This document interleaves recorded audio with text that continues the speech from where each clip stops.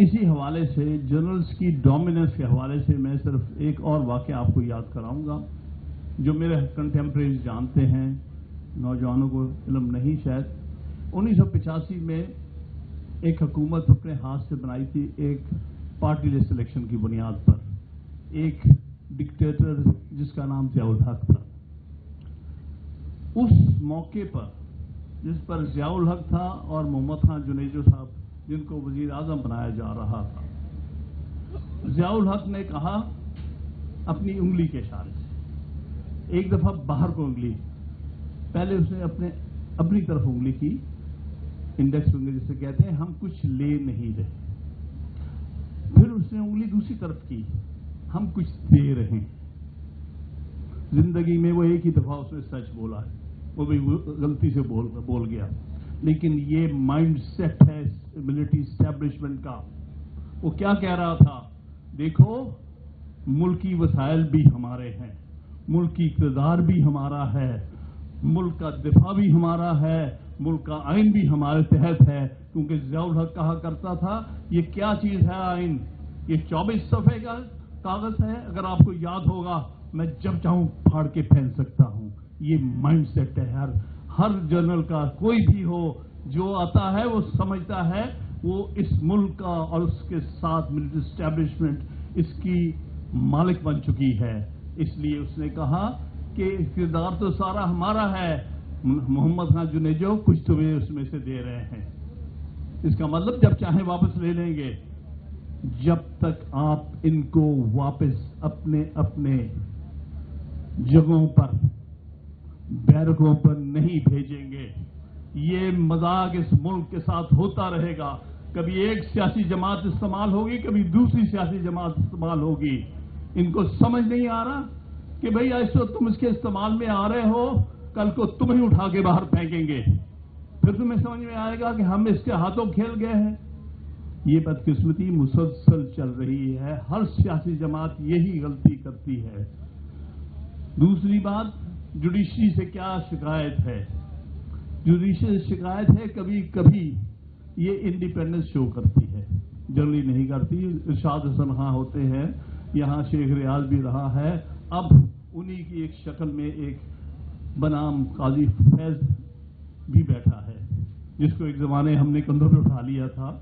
मुझे मुनीर मलिक साहब ने और रिजवी साहब ने कहा था कि ये मुझे ख्याल था कि इसने चंद एक अच्छी जजमेंट्स दी हैं। इसने एक जुर्रत की थी कि कहा था कि भाई जर्नल्स जाओ जाके एक आइन के तहत अपना हल्फ पढ़ो, उसमें लिखा हुआ है तुम सियासी एक्टिविटी में हिस्सा नहीं ले सकते। ये बहुत अच्छी बात की थी। उसके फौरन बाद उसके खिलाफ सारा साजिश शुरू हो गई और रेफरेंस हो गया। मैं तो उस काजी फाइज साहब को सपोर्ट कर रहा था, मैं तो उस काजी फाइज साहब को सपोर्ट कर रहा था जिसने 2015 में फुल कोर्ट में जब हमने चैलेंज की थी 21वीं तरमीम मिलिट्री कोर्ट्स की, मैं उसमें लीड काउंसिल था, तो उसमें उसने 6 जजों में से एक था जिन्होंने डिसेंट किया था कि हाँ आइन के तहत मिलिट्री कोर्ट सेटअप नहीं हो सकती।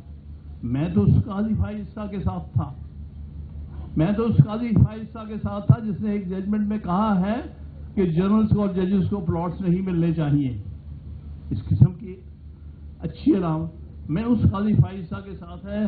बुलीदी साहब जानते हैं जब 2016 में एक ट्रेजेडी हुई थी बहुत बड़ी कोयटा में, हमारे 56 वकील शहीद हो गए थे एक टेररिस्ट अटैक में, और उसके बाद सुओ मोटो था, जमाली साहब चीफ जस्टिस थे, और उसके सामने मुझे बलूचिस्तान के सारी बार्स का रिप्रेजेंट करने का एजाज़ मिला। तो मैंने कहा इसमें कमीशन बनाएं, जुडिशल कमीशन बनाएं और सुप्रीम कोर्ट का हो और उसमें वो जज हो जो का ताल्लुक बलूचिस्तान से हो। उस पर थोड़ा सा मुझसे नाराज हुए थे जमाली साहब, लेकिन आखिरकार उन्होंने बना दिया। और वो जो उन्होंने रिपोर्ट दी थी काजी फाइज साहब ने, बहुत अच्छी रिपोर्ट पढ़ी थी। ये हुकूमत उससे नाराज हो गई थी, एस्टेब्लिशमेंट नाराज हो गई। मैं तो उसको समझता था कि एक मुख्तलिफ जज आने वाला है, मुझे क्या पता कि लोग कहाँ से कहाँ पहुँच जाते हैं। ज़ाती लालच, नफरतें, ये चीज़ें लोगों को अपने आप से अलग कर देती हैं। ये एक हमारी अनफॉर्चुनेट बात है और सारे वकला ने साथ दिया है। उससे इसलिए साथ दिया कि मिलिट्री इस्टेब्लिशमेंट उसको पनिश करना चाहती थी उसकी इंडिपेंडेंस के लिए, लेकिन अफसोस की बात है आज उनका वो सबसे बड़ा आलाकार बन के रह गया है, सबसे बड़ा सहूलतकार बना हुआ है। फैसल सिद्दीकी तो यहाँ तक कहा वही ये है कि जिसके लिए सारा कुछ हो रहा है। मैं नहीं समझता, इसमें बहुत सारे और भी सहूलतकार हैं जो सोचते हैं कि मेरे फलां रिश्तेदार को वजीर आज़म बन जाएगा, मेरा फलां रिश्तेदार वजीर आला बन जाएगा। बड़े बड़े चक्कर दिए हुए हैं और इस चक्कर में बहुत से लोग फंसने वाले हैं और फंसे हुए हैं। वो ये नहीं समझते कि अगर निज़ाम बर्बाद हो गया, अगर अदालतें जो बेमानी हो गई, अगर आइन जो है बेअमल हो गया, तो उनकी भी कोई जगह नहीं होगी। फिर कंप्लीटली इसी माइंडसेट के नीचे हम आ जाएंगे जिस माइंडसेट ने इस मुल्क में ना जमहूरियत आने दी, ना आइन की अमलदारी होने दी, ना रूल ऑफ लॉ होने दिया। लिहाजा मैं आप सबसे अपील करता हूं कि आपने बहुत अच्छा कदम उठाया, कराची बार ने हमें इकट्ठा किया। मैं अर्ज करता चलूं कि गालिबन 16 सितंबर की बात थी जब ये बात सामने आई, तो मैंने सुप्रीम कोर्ट में एड्रेस करते हुए मीडिया को ये कहा था कि हम किसी शक्ल में फेडरल कॉन्स्टिट्यूशनल कोर्ट नहीं बनने देंगे, क्योंकि हमारे लिए यही supreme court court of federation है, यही supreme court highest constitutional court है। लिहाजा इसके मुतबादल कोई कोर्ट नहीं बनाई जा सकती, ये वकीलों की लाशों पर से गुजर के बनाई जाएगी। ये नहीं बनने देंगे, नहीं चलने देंगे। भूल जाओ कि तुम चंद चमचे और टाउट वहां बिठा के अपनी मर्जी के फैसले लोगे। अभी तक मुझे पता चला है किन किन के इंटरव्यू हो रहे हैं, वो वकील नहीं, बेशतर वो टाउट हैं जिनको ये federal so called constitutional court के जज बनाना चाहते हैं, जो खुल्लम खुल्ला सौदे करेंगे। इसलिए हमारे लिए ये जिंदगी मौत की लड़ाई है। अगर आइन बचाना है हमारा मकसद ही ये, वरना हमें काले कोट पहनने की कोई जरूरत नहीं है। आग लगा दें इसको। अगर हमने इसी किस्म के अदालती निजाम का हिस्सा बनना है तो इसलिए भाई हमने इस बारे में मैं अपने भाइयों बहनों से हर जगह रिक्वेस्ट करता हूं, आपने खड़े होना है। ये एक बहुत लंबी जंग है। एक बात और मैं करता चलूं, जब मैंने उस वक्त ये बात कही थी तो मुझे नहीं पता था कि एक माह के अंदर मामलात कहां से कहां पहुंच जाएंगे। कईयों ने कहा तुम किस मुंह पे कहते हो कि तहरीक चलेगी। मैंने कहा मैं नहीं कहता, मैं वकला को समझता हूं। वो कभी इस किस्म की गलीज आइली तरमीम को एक्सेप्ट नहीं करेंगे, ना चलने देंगे, ना आने देंगे। तो इसलिए मैंने ये कह दिया और मैं ममनून हूं सबसे पहले Lahore high Court bar association का, जिसने 19 सितंबर को पहला मुल्क गिर कन्वेंशन किया। असद मंजूर भट्ट साहब के साथ कोई इतनी अच्छी नहीं हुई यहाँ, अपनी तकरीर के बाद कोई रिएक्शन मुझे अच्छा नहीं लगा। उनका बड़ा रोल है, he is the first to take the initiative.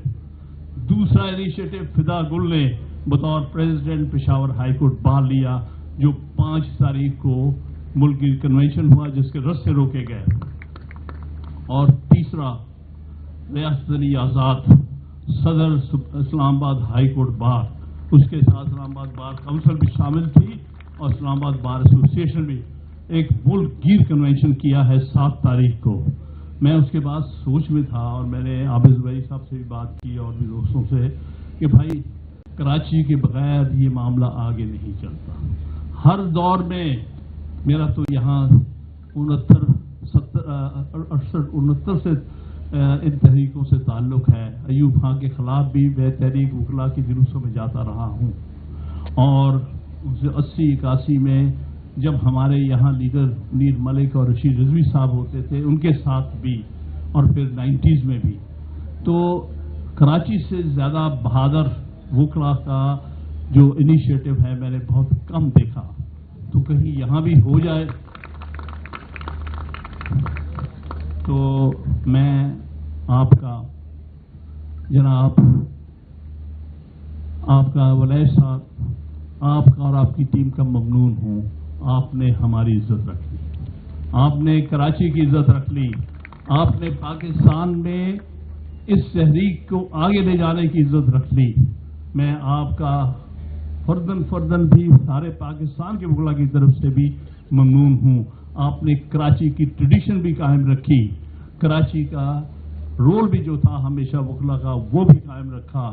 انشاءاللہ تعالی آئندہ آنے والے وقتوں میں آپ نے اس جو جنگ ہے اس میں آگے رہنا ہے. میں ایک suggestion apart in addition to جو سجیشن منیر ملک صاحب نے دی ہے, میں پوری طرح 100% اتفاق کرتے ہوئے میں یہ کہوں گا کہ آپ ایک ایکشن کمیٹی بنائیے گا جو اس تحریک کو آگے لے کے جائے, جیسے ہم نے 2007 میں بنائی تھی. اس میں کہوں گا high court bar association, Lahore high court bar, Peshawar high court bar, Islamabad high court bar, Balochistan high court bar, ان کا صدر آپ نے تقریر سنی, اتنا بہادر نمائندہ میں نے بہت کم دیکھا ہے, بہت عظیم, اس کو بھی اس میں شامل کریں. اس میں بلوچستان بار کونسل کی طرف سے راہ بلیدی صاحب بھی ہوں, اس میں آپ کے سندھ بار کونسل کے بھی نمائندے ہوں, اس میں اور بھی نمائندگان جو ہیں K P K bar council, Punjab bar council, ان کے بھی نمائندگان ہوں جو کمیٹڈ ہوں. ان کی ایکشن کمیٹی بنائیے گا اور یہ سلسلہ کنونشنز کا سلسلہ آگے لے کے جانے کا جاری رہنا چاہیے. میں آپ سے بہت ممنون ہوں اور یہی ریکویسٹ کرتا ہوں کہ اس معاملے کو یہاں پر نہیں رکنا, ابھی ہم نے بہت فاصلہ طے کرنا ہے کیونکہ وہ منزلیں بہت ساری ہیں جو کہ ہمارے خلاف استعمال